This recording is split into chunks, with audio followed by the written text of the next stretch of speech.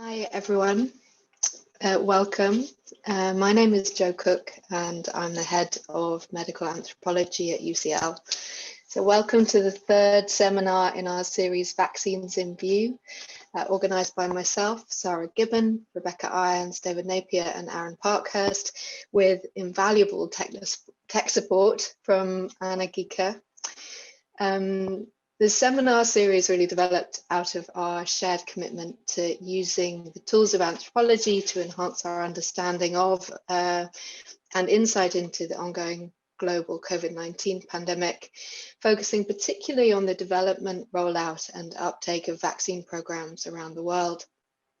And we're really delighted to be part of a very immediate and evolving conversation, and with so many of you joining us. So I don't think you can see, but we are about 50 people together in today's seminar.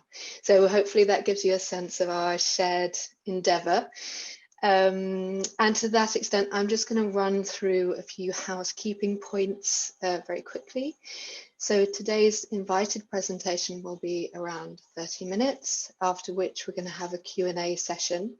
So your camera is going to be turned off and your mic will be muted during the seminar, but you have the chance to ask questions via the Q&A function at the bottom of your screen. And you can type your question in at any point in the seminar anonymously if you wish. And all of the questions can be voted for at any point in the seminar using the thumbs up icon. And then what we'll do is we will ask our speaker to respond to those questions that have been given the most votes. And questions that are similar are going to be moderated to ensure that we cover as wide a range of topics as possible. So what we hope is that in this way, as many people as possible can participate. Now, we've also created a forum on the UCL MedAnth blog page, and that's going to be open for an hour after the seminar for anyone who'd like to keep the conversation going. So we will post the link to the forum in the Q&A. And you can also follow that link to find information about how to submit entries to the blog if you'd like to write a contribution. So that's the housekeeping over and done with. Over the last 2 weeks, we've had fascinating talks on the ways in which vaccines, their promotion and their uptake are informed by politics of expertise and nationalist agendas, and their relationship to material affordances and cryopolitics. Now, don't worry if you've missed any of the series, we're going to post recordings of all talks on the website once the series closes. But today we're going to continue our inquiry into the emerging terrain of vaccines and vaccination by exploring health-related, political and infrastructural dimensions of the coronavirus imaginary in pandemic times. And it's my very great pleasure to introduce Professor Jens Seeberg, Professor of Medical Anthropology and Global Health in the Department of Anthropology at Aarhus University. So Jens has previously worked as a social scientist in the WHO and as a health systems research advisor in the TB control program in India. And he's also the lead on the anthropological component of the project, How Democracies Cope with COVID-19, or HOPE, which is a nice title. And the title of today's talk is Imagining the Magic Vial, Vaccine Politics, Needs and Infrastructure in Denmark. So thank you very much, Jens. I'm going to turn my camera and my mic off so that hopefully you will be center stage and you can share your screen. Thank you so much, Jo, for the kind introduction. Just give me a second to get the slides up and get the various disturbing black boxes a bit to the periphery. Do let me know if you cannot see my screen. Well, thanks again for the kind introduction, and thank you for inviting me to give a talk as part of this important and exciting seminar. My talk today is really about vaccine priorities at global and national levels. And the talk will probably move a bit more in time and space than the title may seem to indicate. As a medical anthropologist, I've mostly worked with treatment rather than vaccines, and so I use the perspective of treatment as my point of departure here, or rather the imaginaries linked to that particular quality of the vaccine that it holds a promise to make medical treatment unnecessary. In the current pandemic scenario, vaccines perhaps also carry the nostalgic promise of returning the world to normal, to the pre-pandemic world of 2019. This, I suggest, is the key imaginary quality of the vaccine, its world-making capabilities that follow from the achievement of a sufficient number of immunologically fortified bodies at the societal level. But how to prioritize what diseases to control or eliminate with large-scale investments in vaccination technology research and development? I'll approach this question through the prism of tuberculosis.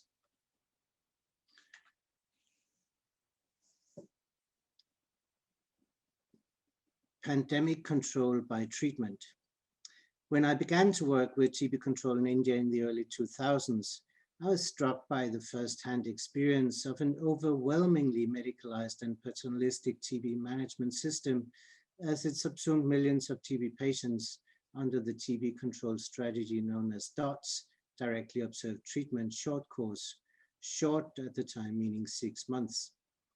On one hand, the government program successfully provided free or at least cheaper access to treatment for patients who had often been provided expensive but biomedically wrong treatment in the private sector. On the other hand, the program systematically ignored patients' complaints about adverse effects that made it difficult to adhere to the regimen, and it ignored the growing risk of development of multidrug resistant tuberculosis. Once drug resistance has developed in TB, standard treatment requires going through 2 years of highly toxic domiciliary treatment with detrimental adverse effects.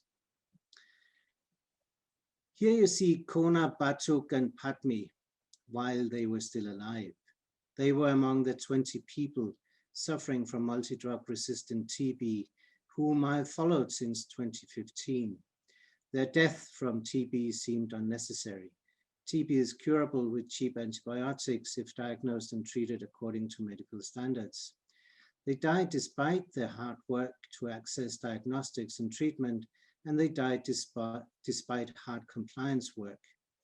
I've described their stories as well as those who managed to complete the stories of those who managed to complete treatment successfully elsewhere. Here I shall only note that the global health response to tuberculosis since the 1990s has been mass treatment with antibiotics in the absence of a sufficiently effective vaccine. As mentioned, this approach has made TB treatment accessible to millions of TB patients who didn't have such access earlier. At the same time, however, this mass treatment program has enabled a new pandemic of multi-drug resistant strains of tuberculosis.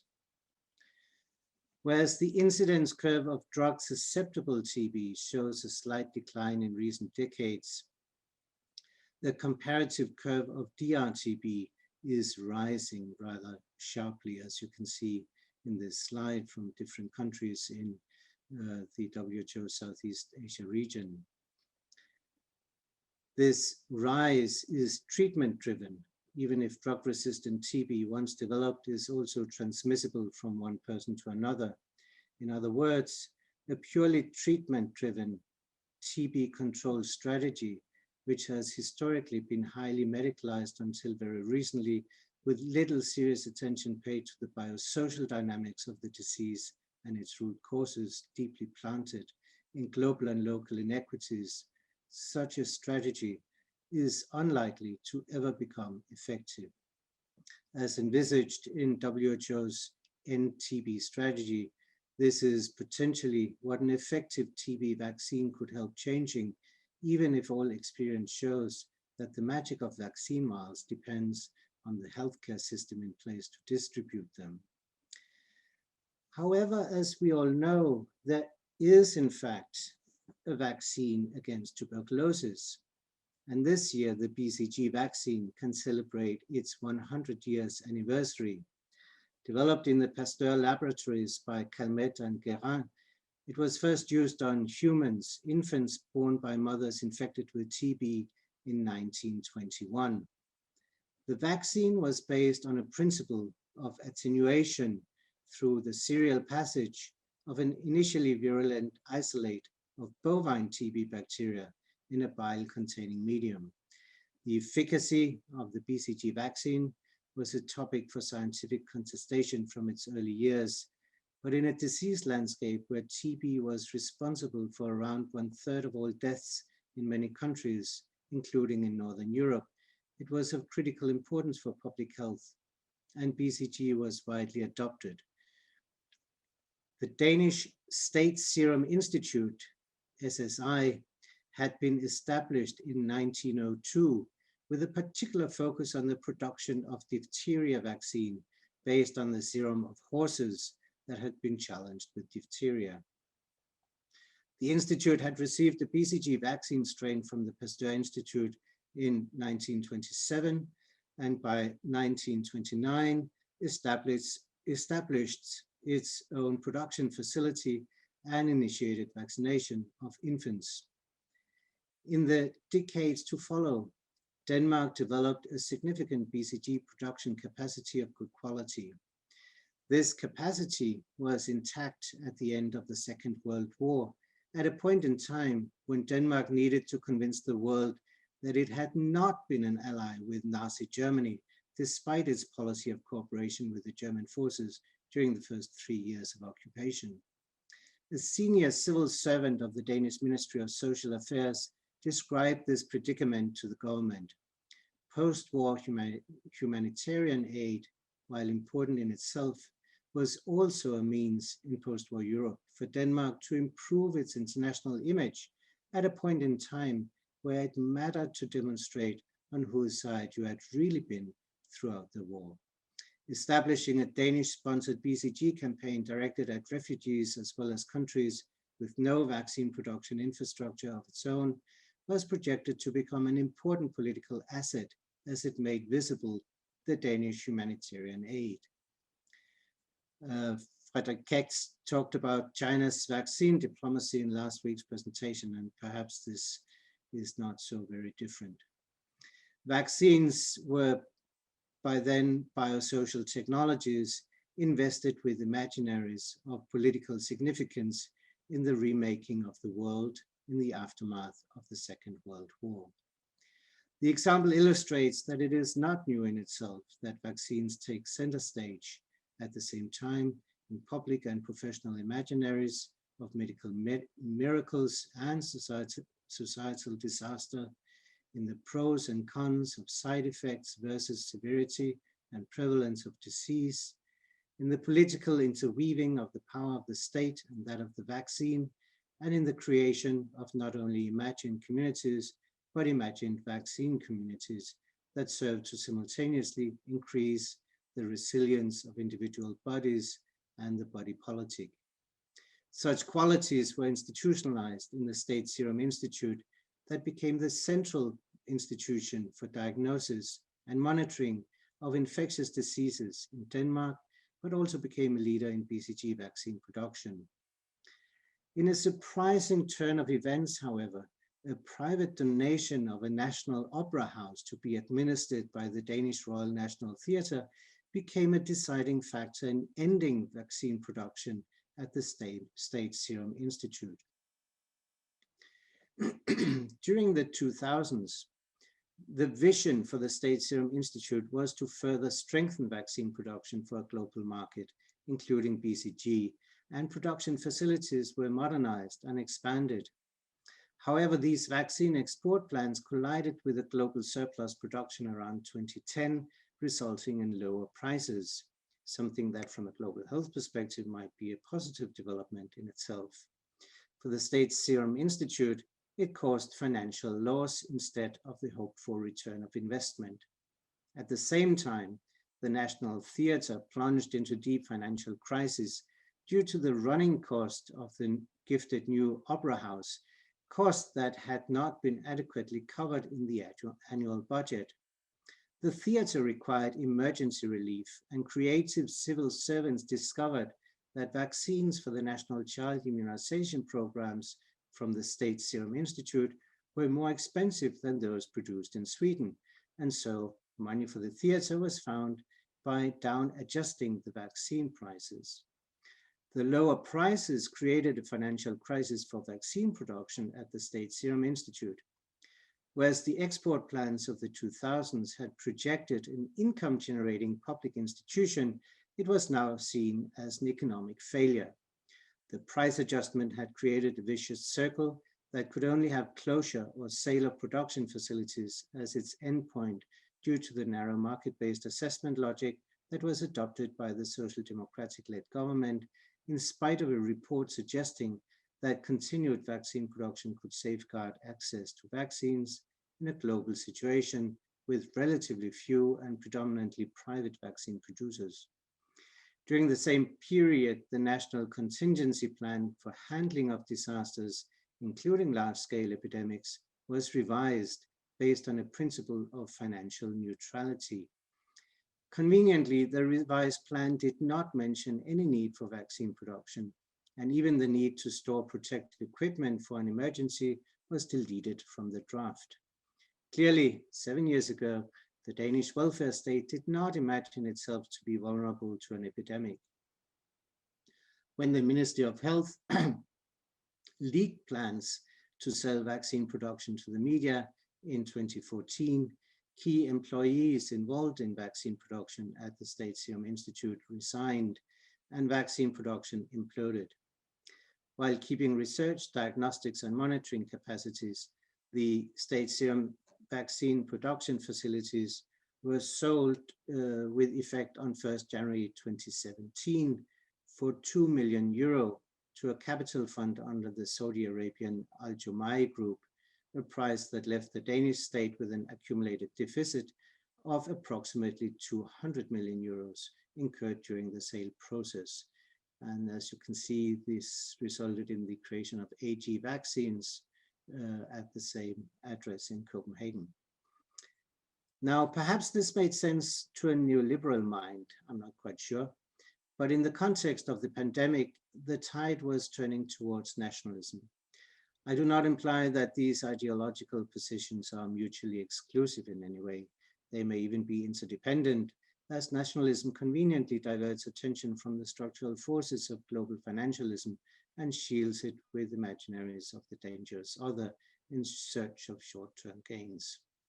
I'll now turn to the political handling of the corona epidemic in Denmark to explore some of these ideological underpinnings of crisis management and discuss implications for COVID vaccines. The present social democratic minority government, headed by Prime Minister Mette Frederiksen, came into existence in June 2019. The main reason for the victory of the Social Democratic Party was Frederiksen's adoption of the anti-immigrant rhetoric of the right-wing parties. This allowed her to win back a sufficient number of nationalistic inclined voters that had been lost in previous decades. Since the election, it has been a clear objective of the government to demonstrate that voters' confidence in the party's will to be tough on immigration was well deserved, and the government has used every opportunity to further tighten not only immigration policies, but also immigrants' access to the welfare state, even if these policies were already among the most restrictive in the European Union. This nationalistic agenda is justified by the government and a majority in parliament as a necessary defense of the welfare state, and may at times qualify as what Billig has called hard nationalism. However, it was banal nationalism that came to characterize the lockdown in Denmark. According to Billig, to have a national identity is to possess ways of talking about nationhood. Well, to create national identity required taking possession of ways to talk about nationhood, as this became successfully defined as public support for restrictive policy measures, as we all know them by now. Banal nationalism was a key figure in the initial lockdown in March 2020 and the following months. In the unprecedented situation, a national we was effectively created by way of two figures. One was the figure of the vulnerable, a wide category encompassing almost 20% of the population at age 65 and above, and with 2/3 of inhabitants living with some or the other chronic condition, the figure had broad appeal. Another key figure was that of community, Gemeinschaft, as Tönnies would have it, fællesskab in Danish. If Danes would get through the epidemic, it was because of their close-knit community and shared sense of responsibility. And the Danes were those addressed in the Prime Minister's frequent press briefings, not inhabitants or citizens or members of society or all walks of society or any such phrase, which would also have been perfectly possible in Danish. More generally, communication from health authorities was in Danish language only for a long time. Somehow the nationalist agenda did not permit for inclusion of migrant communities among the vulnerable groups. Official guidelines were only translated into main minority languages 6 weeks into the epidemic. When translation into Somali was later checked by Somali volunteers in connection with the local outbreak in the Somali community, these turned out to be based on Google Translate and quite incomprehensible. The Prime Minister commented in connection with the Somali outbreak that there were too many infected from minority groups and that nobody in Denmark could be in doubt as to how to behave in relation to COVID-19, thus denying any responsibility for the low quality of communication. Luckily, municipal authorities were more pragmatic and engaged in collaboration with minority organizations. Studies of human papillomavirus vaccination in immigrants versus native Danes has shown a significantly lower uptake in the former group. Similar data have not been published for COVID vaccines, but uptake is rumored to be low in ethnic minority neighborhoods, indicating, if correct, that these vulnerable groups are yet to be adequately imagined as part of the vaccine community. Such local distribution of vulnerabilities often disappears at the aggregate level.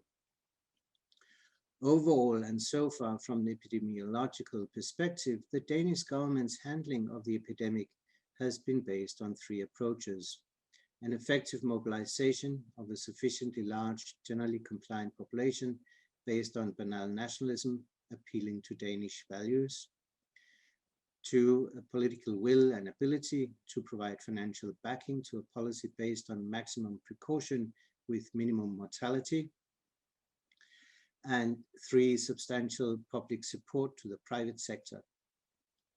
Put differently, the welfare state has enabled enough people to have minimal physical contact with others and to protect most of those who had to have physical contact with others well enough for long enough to be able to imagine an end to the epidemic and a return to life as we knew it on the basis of vaccinations. So let me now turn to the issue of Danishness and COVID-19 vaccines along 3 themes. 1, safeguarding the vaccine; 2, keeping the vaccine community intact; and 3, achieving vaccine self-sufficiency.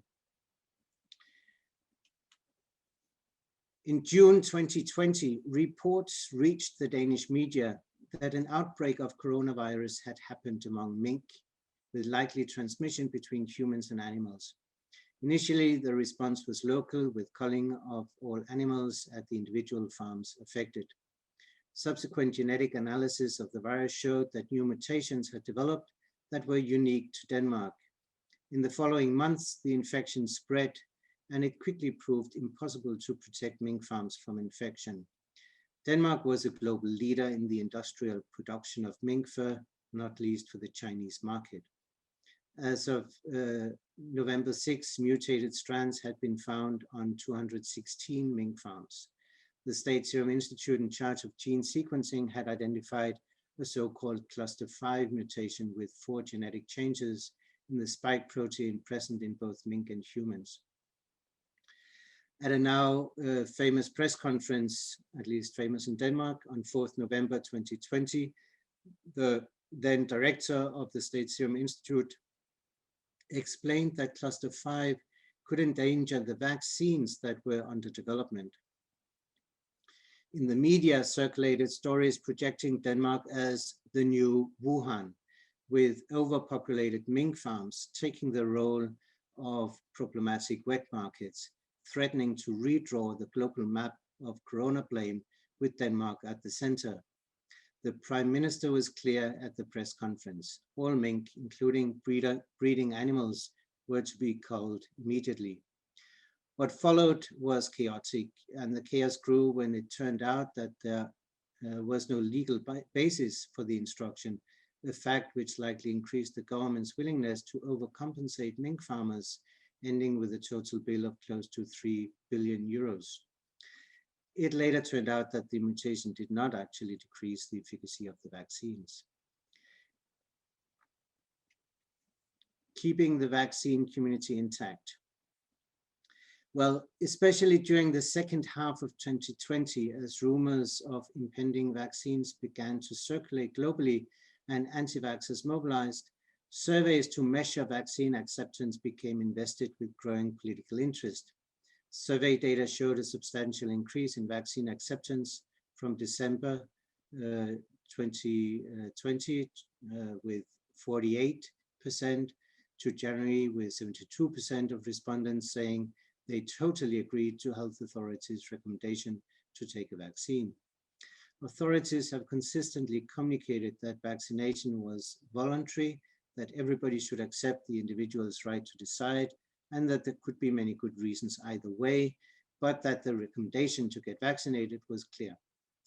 Cross-country comparisons showed Denmark to be an outlier at the extreme high end of vaccine acceptance.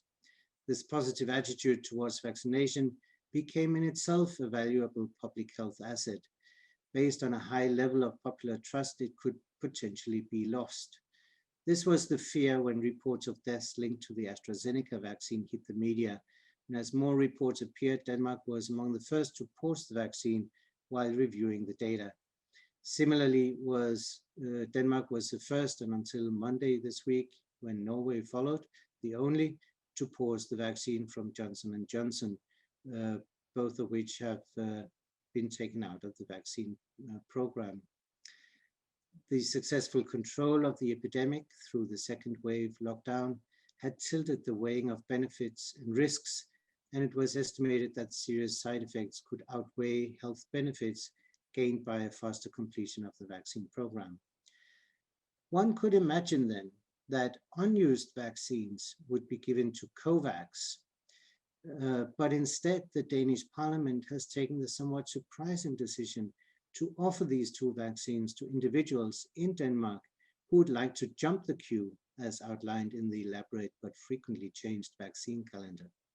Since general practitioners do not want to take responsibility for prescription of vaccines that have not been approved for the general vaccination program, it is now expected that private companies will start vaccinating queue jumpers in a few weeks in a move to both protect national vaccine acceptance and make domestic use of the otherwise discarded vaccines.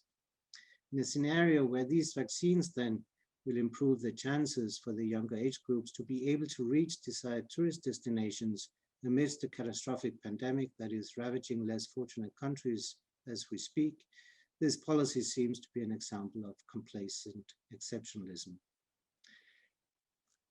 Achieving vaccine self-sufficiency. Given the recent abandoning of the State Serum Institute vaccine production facilities, it is unsurprising that what was neoliberal wisdom a few years ago has in the pandemic given the same politicians cause for reflection, stating, for example, that it was a mistake and deeply regrettable that economic considerations were allowed to trump potential consequences for the health of the Danes. Meanwhile, university scientists joined the vaccine development race and met with Danish authorities in July 2020. The intention was to get public support for vaccine development and in return secure access to cheap vaccines for domestic consumption. Politically, this could help repair the sale of the SSI facilities, which by now was considered a scandal. Meanwhile, the university scientists created their own company that signed a license agreement with the pharmaceutical company Bavarian Nordic, located north of Copenhagen. This move was interpreted by the Danish Medicines Agency as being in conflict with the newly established agreement between EU countries to distribute vaccine supplies among EU countries according to population size. This has by now developed into yet another scandal from a nation-centric perspective, as this interpretation has turned out to be wrong. Therefore, the government could have established such an agreement. Intensive work is going on now behind the scenes to see if the so-called scandal can be undone, presumably placing Bavarian Nordic in a rather attractive bargaining position, not unlike the investment group that bought the State Serum Institute vaccine production facilities. It is in the light of this desire to return to a status of vaccine-producing nation that one may attempt to understand the sudden appearance of Prime Minister Frederiksen with Prime Minister Kurz from Austria and Prime Minister Netanyahu in Israel on 4th March 21, in the middle of Netanyahu's election campaign. Apart from the hoped for political value for the three leaders, of whom Netanyahu no doubt benefited the most, the meeting resulted in a declaration of intent regarding a future cooperation on vaccine production among the three countries. When subsequently trying to explain the initiative to Danish media, Frederiksen stated that a future production facility would be placed in Denmark and that Israel is a world champion rolling out vaccines. The numbers behind this unofficial title awarded by Frederiksen and Kurz is depicted in this graph. It shows the impact in Israel of the two-pronged strategy of exchanging Pfizer vaccines for Israeli citizens' health data and neglecting the obligations of the occupational power to provide vaccines to the occupied territories. Vaccine progress in Palestine is shown by the green line at the bottom. So to conclude, COVID-19 and tuberculosis vaccines. As would appear, the Danish story is inconsistent, if not chaotic, and rather short-sighted. Neoliberal logics and nationalistic self-sufficiency seems to dominate the imaginaries of what vaccines can do, and along the way, the vial lost and regained its magic propensities. I find the story instructive above its comic and tragic qualities in three ways. Firstly, as a case of banal nationalism, it contrasts with the hard nationalism of figures such as Trump, Modi, and Bolsonaro. Frederiksen's banal nationalism has been less polarizing and admittedly effective in creating a version of Andersen's imagined community in the image of sturdy and community-oriented Danes whose sacrifices are to be rewarded as they gradually transform into an imagined vaccine community with very high vaccine acceptance as a result. However, for those excluded, this nationalism is more hard than banal. Secondly, I suggest Denmark is an interesting case because it illustrates the interweaving of nationalist and capitalist agendas as they play out in the neoliberal welfare state. While I've highlighted certain peculiarities of these dynamics, I believe the underlying dynamics can be found in variations across many countries and can contribute to our understanding of the drivers of the vaccine race. Thirdly, and this is where I'll end, I believe the case raises serious questions about priorities. As David Napier mentioned in the introduction to last week's talk, the number of COVID-19 vaccines under development has little to do with public health needs. As of Tuesday this week, there were a total of 283 COVID-19 vaccines being developed, of which 99 were in the clinical phase. The monetary investments required for this competition have to be astronomical. In contrast, a global strategy to ensure access to vaccines would prioritize cheap production and equitable distribution of known effective vaccines.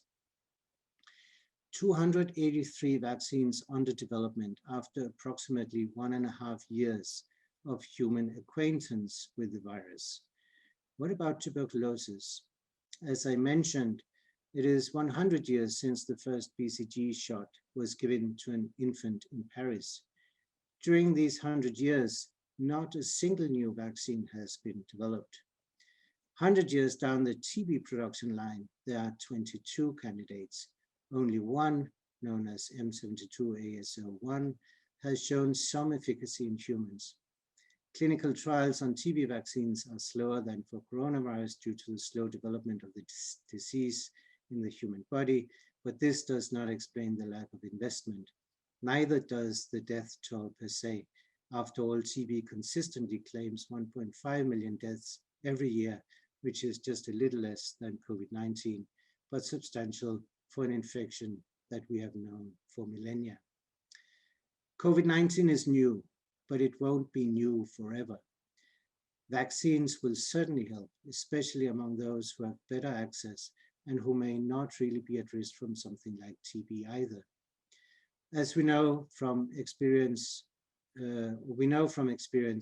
that vaccines are neither likely to fulfill the nostalgic promise of recreating the pre-pandemic world, nor end the pandemic.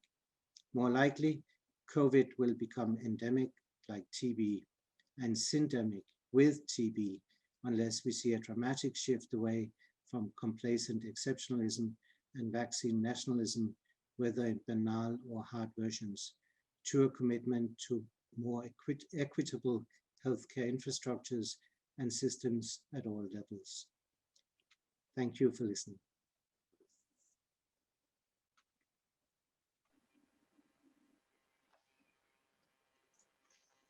Thank you, Jens. That was fantastic, and a very good story, very well told. You make your case very persuasively. We have a question come in from the audience, which is from an anonymous attendee. Given that the outbreak of COVID-19 caused countries to focus on internal needs, and given that WHO is driven by its country members, what are the real chances of WHO limiting waste, redundancy, and competition in vaccine development, production, and rollout? Your story of financial losses at the State Serum Institute in Denmark to support the Opera House costs is an excellent example of how national politics can weaken any hope for prioritizing global cooperation. It's a brilliant question, and I wish I had a brilliant answer. Well, what are the chances? I think it was at least a positive move for Biden to suggest to waive patents. I think this is one of the critical instruments that could facilitate more and better international collaboration in vaccine production and distribution. I think the way this is driven by companies is really disheartening, and I think member countries ought to do much more to capacitate WHO to act. What we saw last with Trump's administration was the opposite. A serious weakening of WHO, and I think it's really important to strengthen that organization in much more proactive ways than has happened hitherto. Thank you. Thank you. We have another question from another anonymous attendee. Can you say more about the exclusions at stake in Denmark's imagined vaccine community and ethos of banal nationalism might shape COVID-19 vaccine hesitancy? I think the main population groups that are excluded are migrant minorities, and they continue to be labeled as such for an unknown number of generations. So it's like really a much bigger group than the actual number of immigrants in any given generation. And of course, it's a complex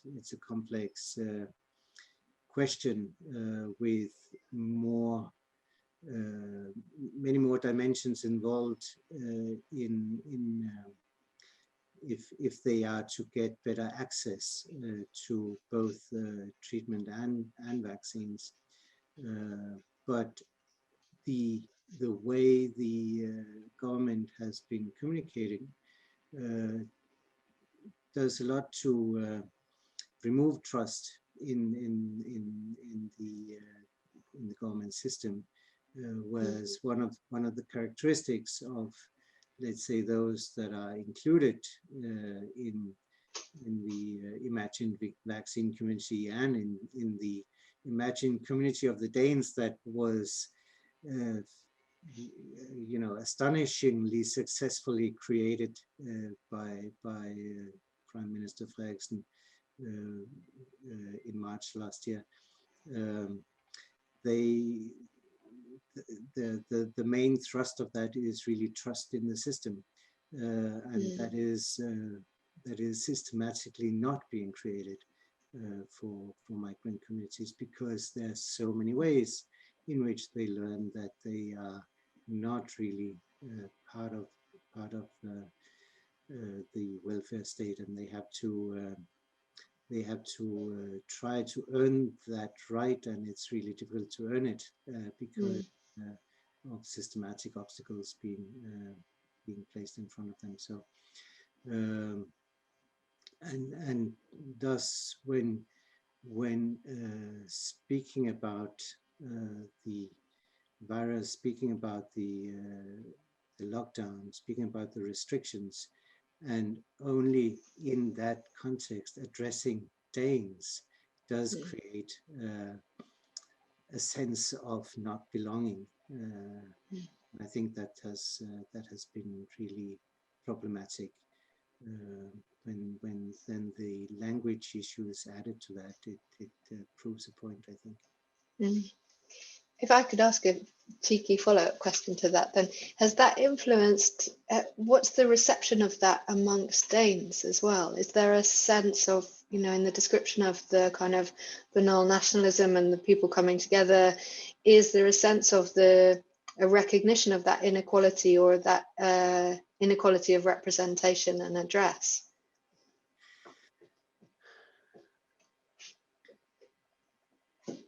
Well, of course, Danes are different, even though they are construed as extremely homogeneous, and of course, not everybody agrees with the way this is being framed. But when you look at the dominant narrative, it is really that the main reason why Denmark has come through the crisis with a comparatively small number of deaths, and based on an assumption that is widely shared that this is actually over now, basically in a month or two when everybody has been vaccinated. The dominant narrative is that this is because of the inequalities of Danes, of Danishness, of this being a particularly responsible and caring and disciplined as well, I guess. And so it's about a kind of a narrative about national character, something that I haven't heard from many years, that has kind of come back as really a dominant story.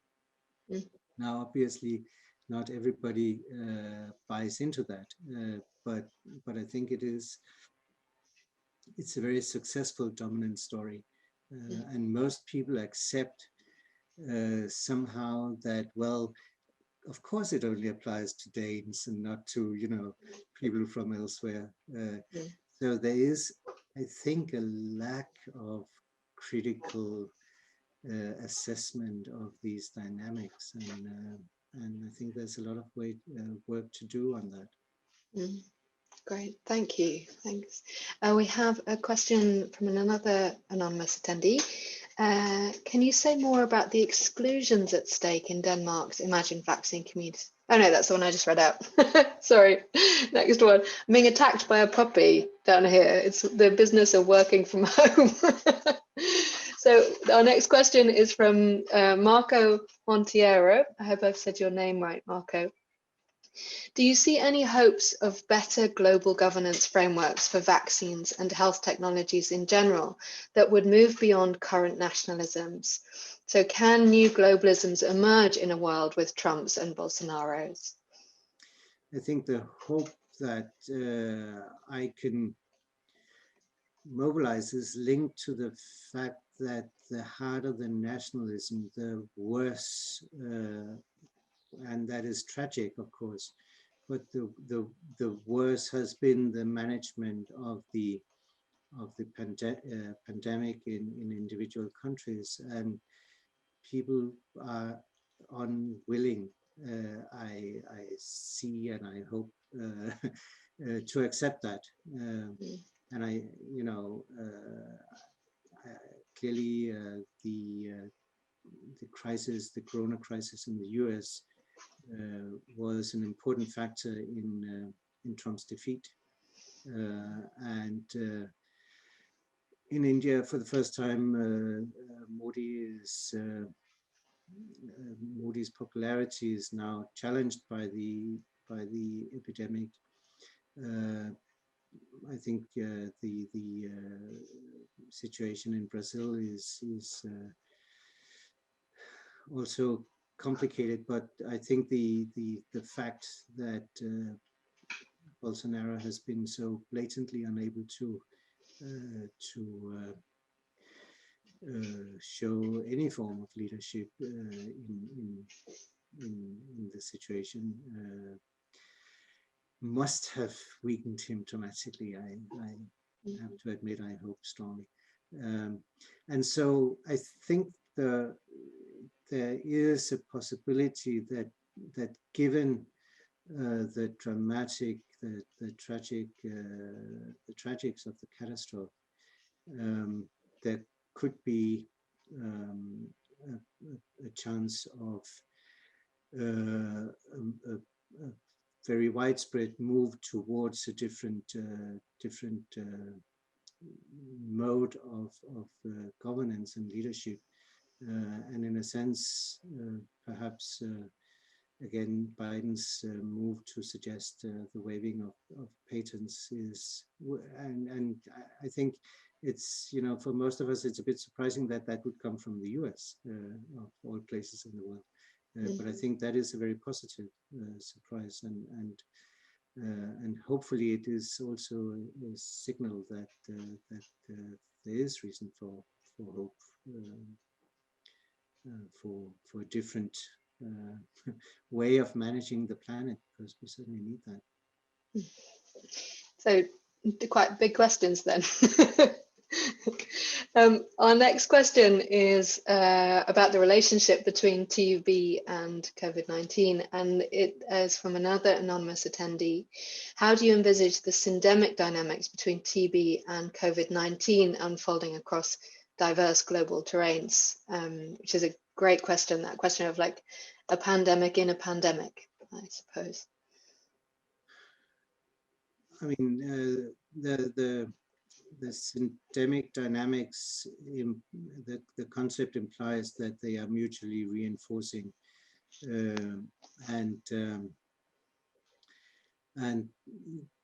there are many ways in which they are mutually reinforcing, including the ability of COVID-19 to cut off access to treatment for TB patients, but also in terms of more simple biological vulnerability to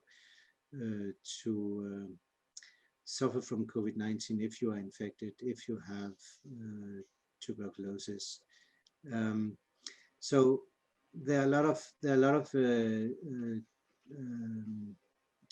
negative dynamics between the two, and the fact that COVID-19 is so dramatic currently in India, which has the biggest share of tuberculosis cases in the world, with around 1/4,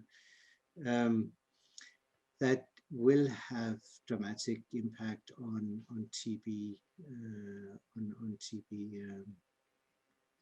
incidence, as well as very likely on further development of drug resistance. So that's on the rather very disturbing side of things. What one could hope for, of course, is that this rather crazy vaccine race in COVID-19, in case of COVID-19, could also lead to development of new TB vaccines and new vaccines for other infections, for that matter, because new vaccine technologies have been developed. Of course, TB is a bacterial infection, so it's a different story, but still, it does show, by way of example, that that vaccine development is simply possible at a completely different scale than what we have seen in the world otherwise. And so there are some, despite the fact that this is largely profit driven, there are lessons to be learned in terms of the very fact that it is possible to speed up vaccine production in ways that we haven't seen before. Mm. Of course, we can also see, and that was my point in the talk, that so far there's been an absolute lack of will to invest in TB vaccines, including in having parallel processes during trials. Thank you. We have another question from another anonymous attendee. Thinking about vaccines as biosocial actors and attention to the imaginary in your paper, could you say a little more about how the latter predicates or shapes the former? So how the imaginary of the vaccine shapes the idea of the vaccine as a biosocial actor? Well, the vaccines are clearly, I mean, the coronavirus is a biosocial actor in itself, and clearly the vaccines are biosocial actors not in the same way, but I think the imagination of the vaccine is to somehow related to the undoing of these social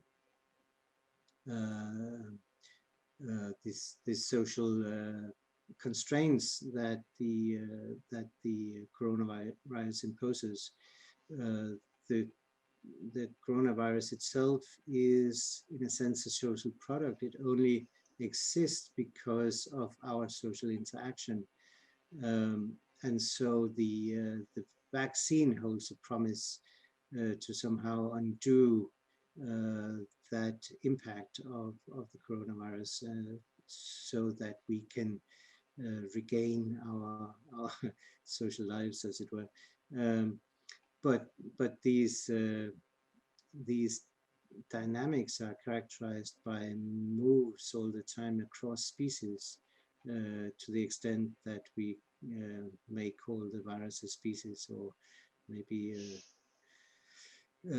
have another word for that, but still as a form of bioinformation. that engages with our social lives in dramatic ways, right? And so the imagination of the vaccine is very much linked to our understanding of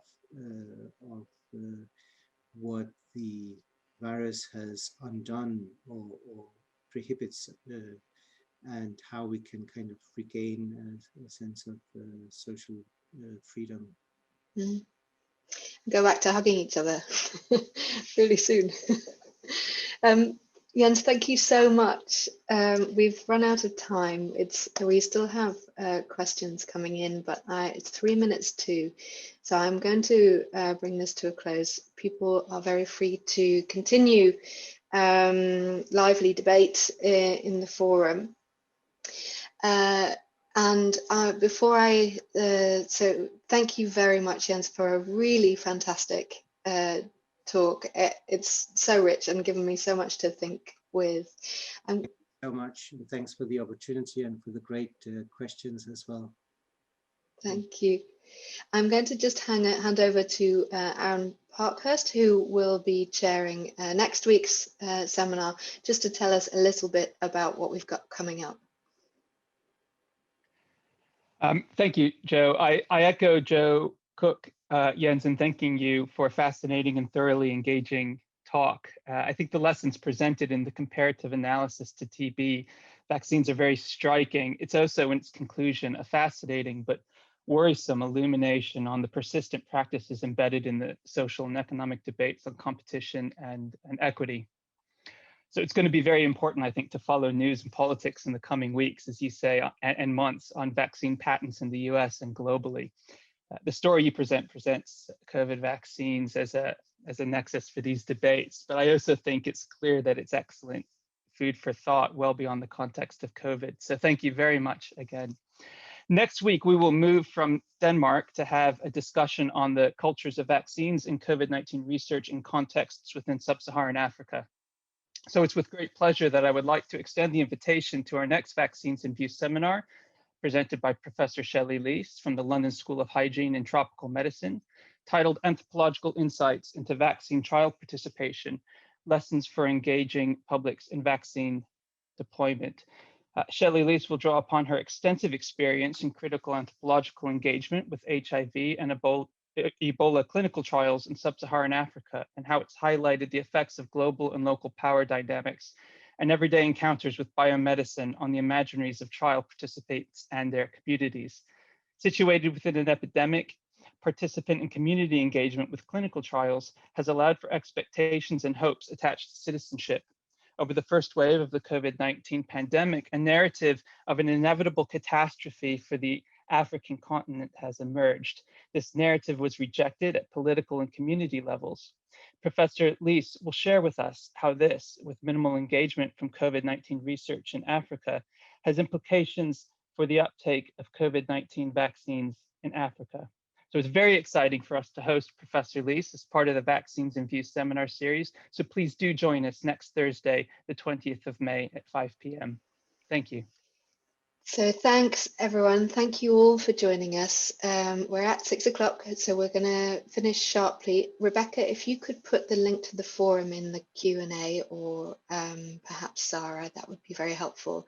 But just one more time, a big kind of virtual round of applause for Jens for such a terrific talk.